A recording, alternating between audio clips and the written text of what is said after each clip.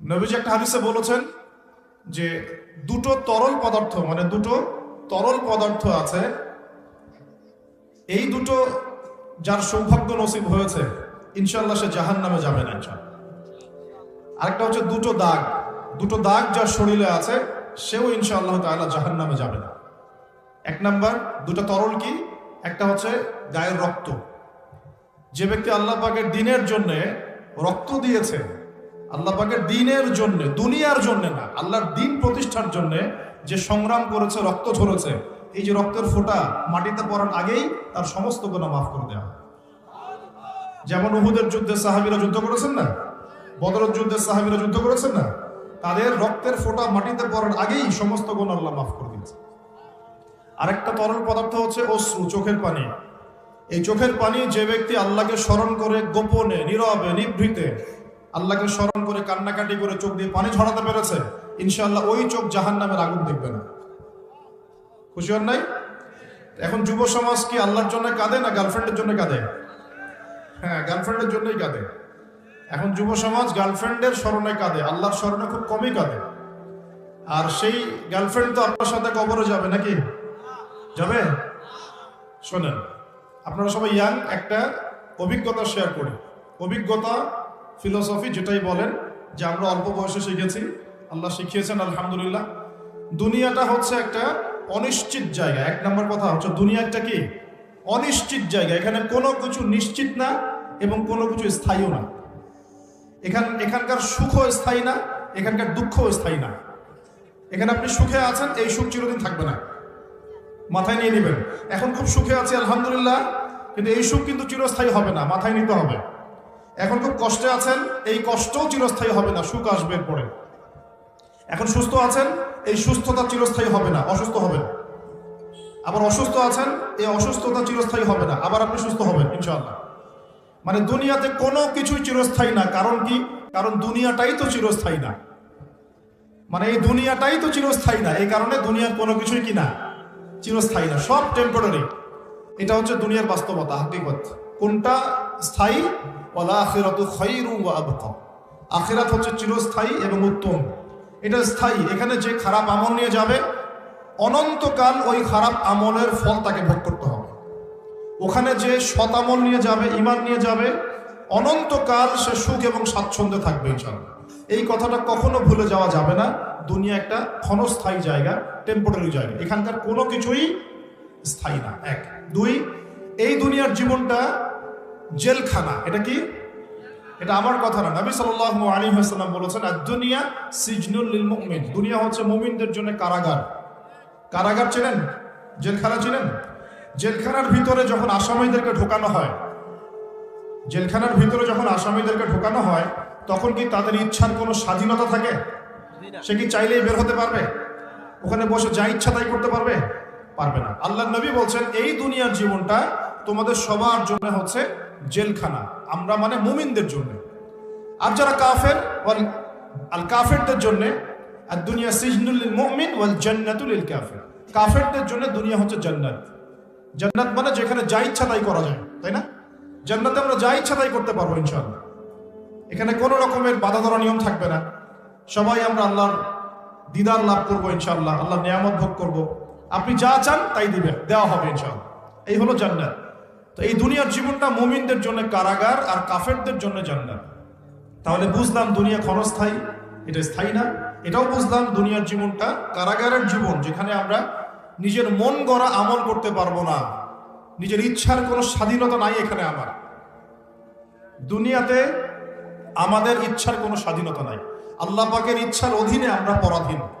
আল্লাহ পাক বলেছেন নামাজ পড়তে হবে, রোজা রাখতে বলেছেন রাখতে হবে, যাকাত দিতে বলেছেন নিসাব পরিমাণ সম্পদ হলে যাকাত দিতে হবে, সামর্থ্য হলে হজ করতে হবে, সৎ কাজে আদেশ করতে হবে, অসৎ কাজে নিষেধ করতে হবে, পিতামাতার সম্মান করতে হবে, সত্য কথা বলতে হবে, সৎ পথে চলতে হবে। এগুলো আল্লাহ পাক বলেছেন করতেই হবে।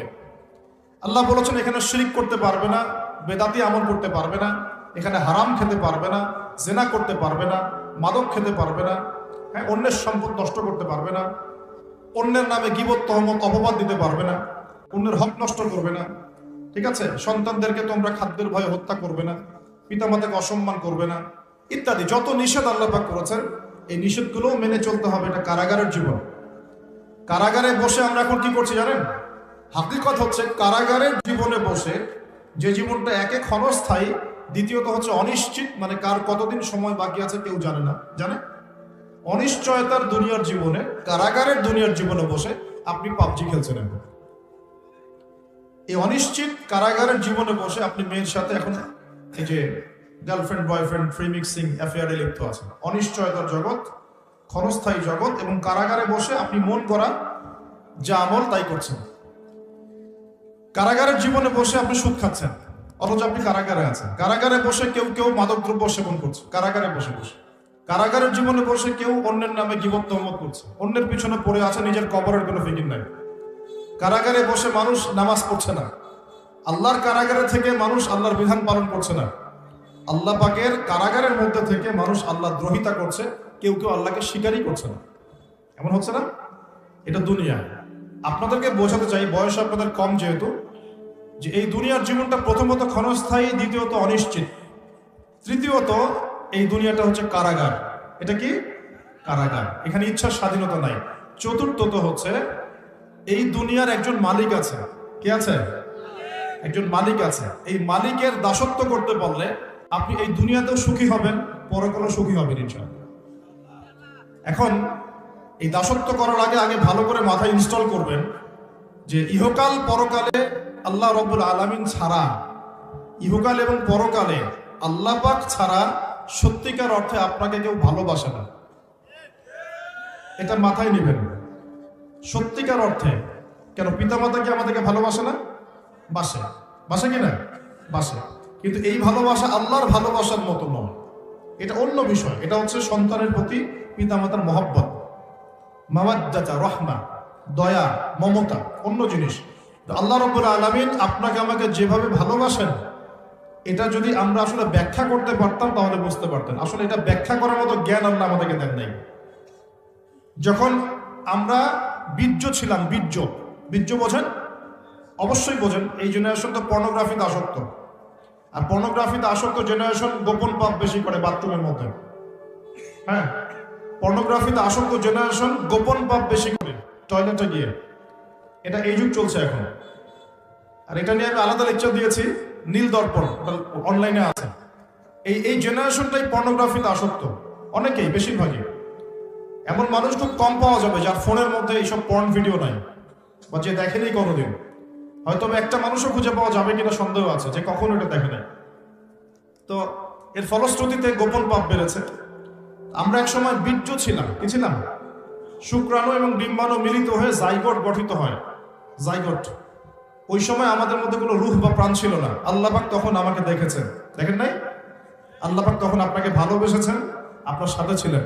আল্লাহ আপনাকে তখন মহব্বত করেছেন। আল্লাহ পাক তখনও আপনার খেয়াল রেখেছেন। আপনার প্রভু আল্লাহ পাক, আপনার রব আল্লাহ পাক তখনও আপনাকে দেখেছেন যখন আমরা জাইগোট ছিলাম। তারপর হচ্ছে আলাক। আলাক মানে জমাট বাঁধা রক্তপিণ্ড। মায়ের গর্ভে রক্তের পিণ্ড আকারে ছিলাম। কোনো হদিস ছিল না আমাদের। এই মহাবিশ্বে আমাদের কোনো অস্তিত্ব ছিল না। একটা মাংসের টুকরা ছিলাম, এতটুকু। আস্তে আস্তে এর মধ্যে হাড় এসেছে, হাড়।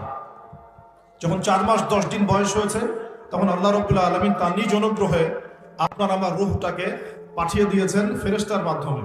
সেই ফেরেশতা এসে মায়ের গর্ভে আত্মা বা রূহটাকে ফুঁকে দিয়েছে। এরপর বাচ্চাটা নড়াচড়া করা শুরু করেছে। তখন আপনি মায়ের গর্ভে ছিলেন, আমি মায়ের গর্ভে ছিলাম।